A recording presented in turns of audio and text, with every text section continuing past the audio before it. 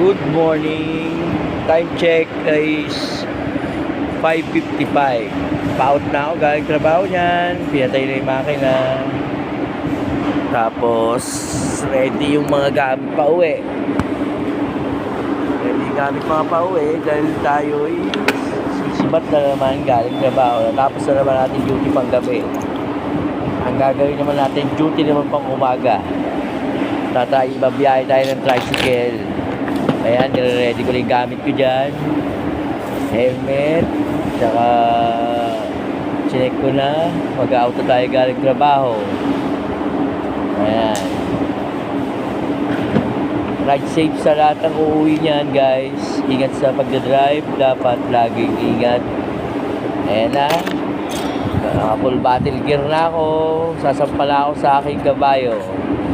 Aalis na sa aking pwesto sa site sa Ibiya Lifestyle Center.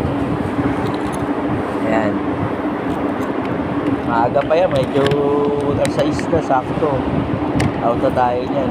Ayan. Start na motor. Out na tayo. Konting minuto lang. Mga 10 minutes lang ride pa uwi. Parang ulit tricycle.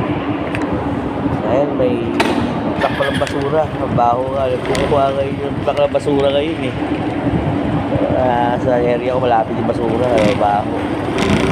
Ayan. Take off na tayo.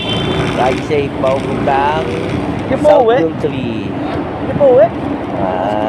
Inabot ka ba?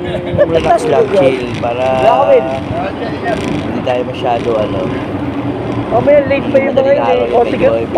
Oti ka pa uli. Ayan na, nasa basement tayo ng area natin eh. Kaya ayan, takbong relax lang. Pinahanap pa ako dyan eh. Nakaitim tayo eh. Para ibabantay sa mga makina sa plastic. Ayan, medyo madilim pa pala oh. Bali, yan ang Ibiya take out. Uwi na tayo guys. Bukod natin tricycle. Ingat sa lahat. Ride safe and God bless all. Thank you for watching.